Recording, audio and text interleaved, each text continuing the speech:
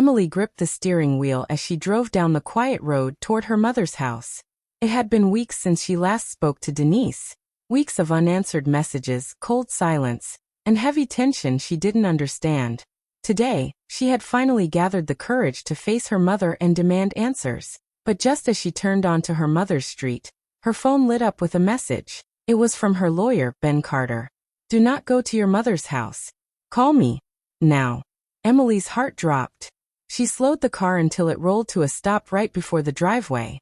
Her hands trembled as she stared at the message, reading it again and again, hoping she misunderstood. Why would Ben, calm, steady, always in control, send something like that? She pressed the call button immediately. No answer. She tried again. Still nothing. A strange coldness settled in her chest. She looked toward the house, and that was when she began seeing things she hadn't noticed at first. Small things, but enough to make her breath catch. The front door wasn't fully closed. It hung slightly open, as if someone had rushed through it. The curtains were all drawn, even though her mother hated closed windows. And in the driveway, right behind Denise's old sedan, sat a dark car Emily didn't recognize. It wasn't her mother's. It wasn't her brother's. It wasn't anyone Emily knew. She swallowed hard. Something was wrong. Very wrong. She tried calling Ben again. And again. Each time, the ringing felt longer, louder, more painful. The air around her felt heavy, almost warning her not to step out of the car. Finally, after what felt like forever, Ben answered. Emily, listen to me," he said. His voice wasn't calm. It wasn't steady. It was shaky, rushed, almost scared. "You cannot go inside that house. Do you hear me?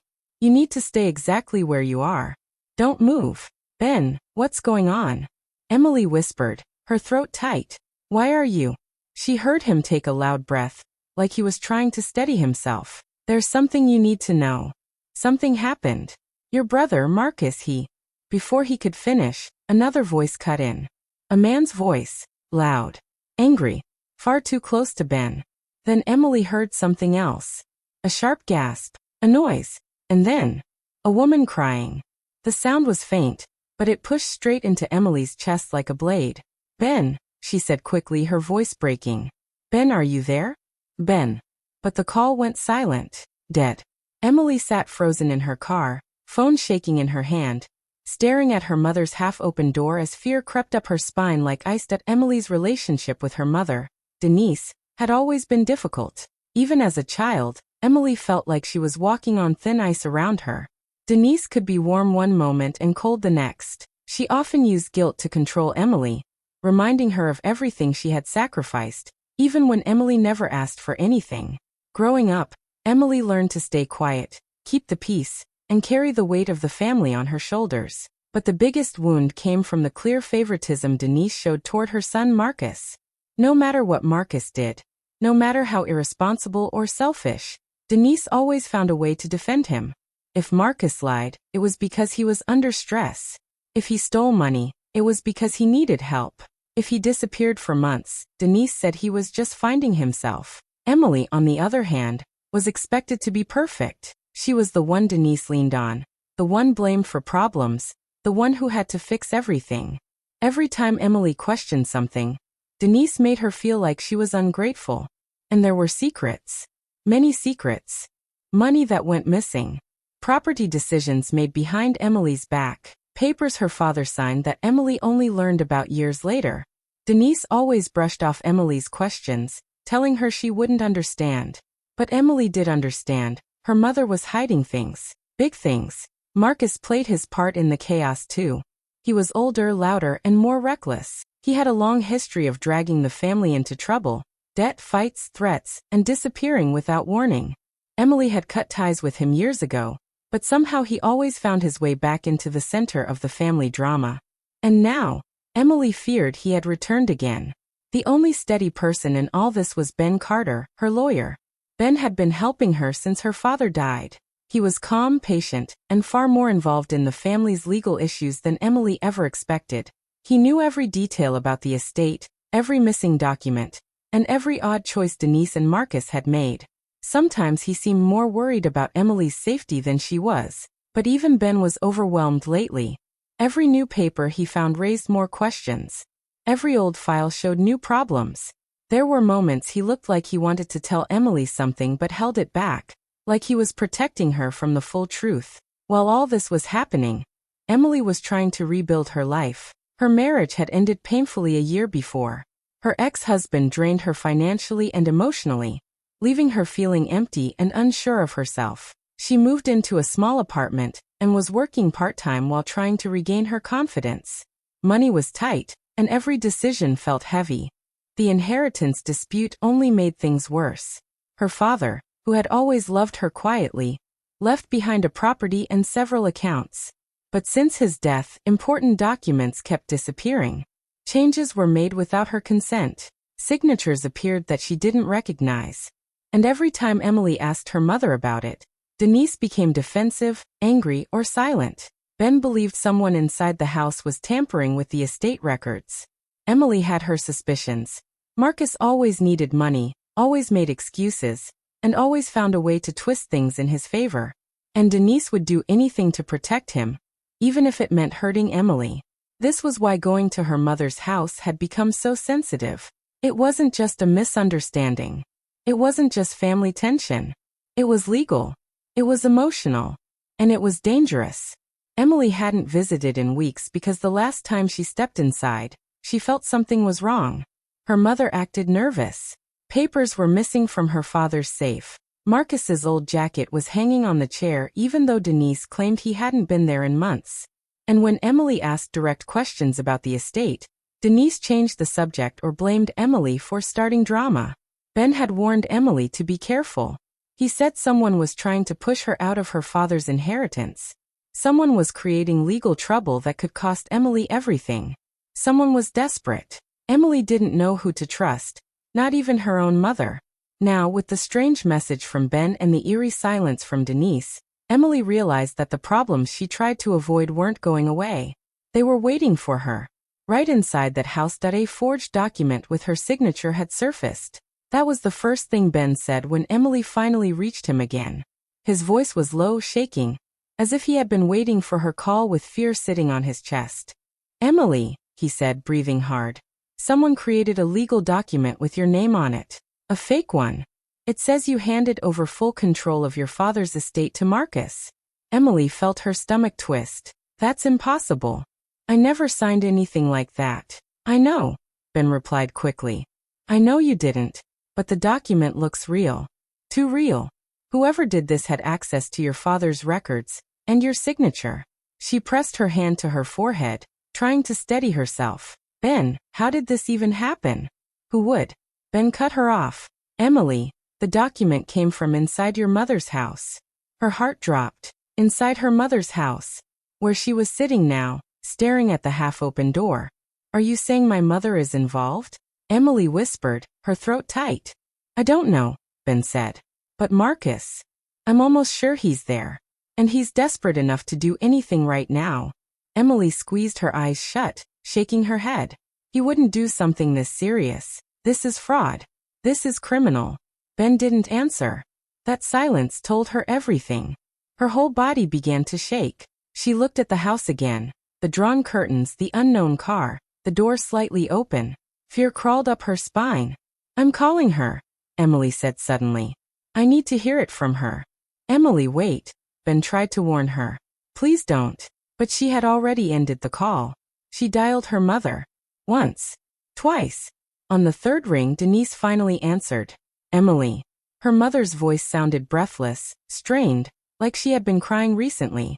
"Mom, I need you to tell me the truth," Emily said, trying to keep her voice steady. "Did you know about a document with my signature on it? Something saying I gave the estate to Marcus." There was a long silence. Too long. Then Denise spoke, but her voice didn't sound like her usual confident self. I don't know what you're talking about." "That's not true," Emily said softly. "Your voice, you sound scared." "I'm not scared," Denise said quickly, but her voice cracked on the last word. Emily felt her heart beating faster. "Mom, is Marcus there? Just tell me." "I said I don't know," Denise whispered. But before she could finish, something happened. A loud noise burst through the speakers, a thud, like something falling. Then a man's voice shouted in the background. It was sharp, angry, unmistakable. Emily's blood ran cold. "Mom," she cried. "Mom, who is that? What is going on?" Denise didn't answer. More noises. More shouting. Something slammed hard. Emily could hear her mother's breathing, quick, panicked, then a sudden silence, as if someone had grabbed the phone. "Mom." Emily yelled into the phone. "Mom, please say something." For a moment, there was nothing but heavy breathing. Then the call ended, cut off completely, just like Ben's call earlier. Emily sat frozen in her car, her phone pressed to her ear even though the line was dead, her heart pounding so hard she could hear it in her ears. Someone was inside that house. Someone was scared. Someone was angry. And she knew exactly who it was. Her mother had been hiding letters from her late father. That was the first truth Emily learned as everything started falling apart. Ben called her to his office early the next morning. His voice was firm this time, not shaky like before, but she could still hear the stress underneath. When Emily arrived, he locked the door behind her and placed a thin stack of faded papers on his desk. "These were supposed to be yours," he said gently. Emily picked up the top letter. She recognized her father's handwriting instantly, steady, neat, full of care. Her throat tightened as she read the date. It was written only weeks before he died. In the letter, he spoke about regrets, about wanting peace in the family, and about how much he trusted Emily to do the right thing after he was gone. But the ending cut the deepest. "If anything ever happens, these letters are for Emily only." Yet her mother had hidden them. All of them. Emily's hands shook. "Why didn't she give these to me? Why hide something like this?" Ben sighed. "Because your father wrote things your mother didn't want you to see. And because Marcus has been forging your signature for months." Emily froze. "Months?" Ben nodded, pulling out another folder. Inside were copies of documents, some small, some major, each with her fake signature carefully copied. He's been taking small steps for a long time. Changing records. Redirecting funds. Moving assets around. Someone inside the house helped him get access. Emily knew who that someone was. Her mother. Denise didn't want him to get in trouble, Ben continued. She's terrified of losing him again. She thinks protecting him is the only way to keep the family together. Emily felt a painful mix of anger and heartbreak. "So she betrayed me." Ben didn't answer. He didn't have to. After leaving the office, Emily drove straight to her mother's house. This time, she didn't knock softly or wait outside. She pushed the door open and walked in. The house was strangely quiet. Denise stood near the dining table, her hands shaking, her eyes swollen from crying. "Emily, please just listen." Emily held up the letters. "How could you hide these from me?" Denise's face crumpled. "I was trying to keep the peace. You don't understand. Marcus needs help." "No, Mom," Emily said softly, her voice breaking. "I needed honesty. I needed you to stand with me for once." Denise covered her face. Tears slipped through her fingers. "I can't lose him again. He always comes back broken. If I don't help him, who will?" Emily stepped closer. "But helping him means hurting me. Why is his pain more important?" Before Denise could answer, Marcus stormed into the room. His eyes were red, his jaw tight. "Are you two talking about me again?" Emily felt her muscles tense. Marcus's presence filled the room with tension, like a storm ready to break. "What did you tell her, Mom?" he snapped. "What lies are you spreading now?" Emily took a breath. "I know about the forged signatures, Marcus." He froze for a second, then laughed sharply. "Don't act like you're the victim. You always get everything. Dad chose you. You were his favorite." Emily felt her chest tighten. "That's not true, Marcus. Dad loved both of us." "No," Marcus said, stepping closer, his voice rising. "He trusted you. He ignored me. And now you want to take everything he left." Emily stared at him. She had never seen him like this, angry, wild, unpredictable. Denise rushed forward, grabbing his arm. "Marcus, please stop. She's your sister." He pushed her hand away. "She's trying to ruin my life." Emily stepped back, her heart pounding. She didn't feel safe, not with the way Marcus's eyes were burning. Ben had warned her about this. "Emily," he had said earlier, "you need to protect yourself before Marcus does something irreversible." She understood now. Marcus wasn't just desperate, he was spiraling. And Denise was too scared to stop him. Emily took a slow breath, lifting her chin. This can't continue. I'm taking legal action. Marcus's face twisted in anger. You wouldn't dare. But she would. She had to. Her father's letters, her stolen signature, her mother's fear, Marcus's rage. It all led to one truth. If she didn't stand up now, everything her father left behind would be lost forever. And maybe she would lose herself too. Her mother was not enabling Marcus. She was protecting Emily. That truth hit Emily like a wave she never saw coming.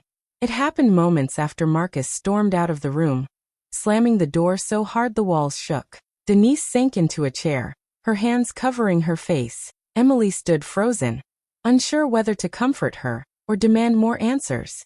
Finally, Denise looked up, tears running down her cheeks. Emily, you don't know everything, she whispered. I wasn't helping Marcus. I was trying to protect you. Emily felt her breath catch. Protect me? From what? Denise wiped her face with trembling hands. Marcus found out something weeks ago. Something about your father's will, and it made him furious. Emily's heart thudded loudly. What did he find out? Denise hesitated, then spoke in a shaky voice. Your father left everything to you. Not both of you. Only you. Emily blinked, shocked. Me? Why?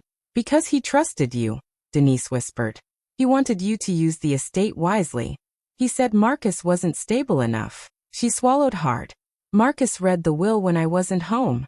He lost control. Emily's mind spun. So this was the truth behind the forged documents, the disappearing papers, the fear in her mother's voice. Denise looked down, twisting her fingers together. He planned to transfer the entire estate to a man he owes money to. A dangerous man. A criminal. Emily felt cold all over. What? I tried to stop him, Denise said, her voice breaking. I tried to take back the papers. That's when he turned violent. Her hands shook harder as she continued. The crying you heard on the phone earlier. Emily, that was me. He grabbed the phone from me. He didn't want you to know anything. Emily stepped back, holding onto the wall for balance. Everything she thought she knew had flipped. Her mother hadn't been covering for Marcus. She had been trying to protect her from him. Suddenly, the door burst open. Marcus stood there, his face twisted with anger. So you told her, he growled. Denise stood quickly. Marcus, please. We're just talking. Talking, he shouted. You're both turning against me. Emily could feel the danger in the room rise like heat. Marcus stepped closer, his fists clenched. His anger wasn't just anger. It was jealousy, desperation, and betrayal all mixed together. Dad loved you more, he spat at Emily. He trusted you with everything. And you want to take it all, and leave me with nothing. I never said that, Emily replied quietly, trying to stay calm. I didn't even know. Liar! Marcus screamed. He lunged toward her. Emily stumbled back as he grabbed her arm, squeezing so hard she cried out. Denise ran to them, pulling at Marcus's shoulder. Stop. You're hurting her. Marcus shoved her away. Denise fell hard against the table. Let go of me, Emily yelled, struggling to pull free. But Marcus's grip only tightened.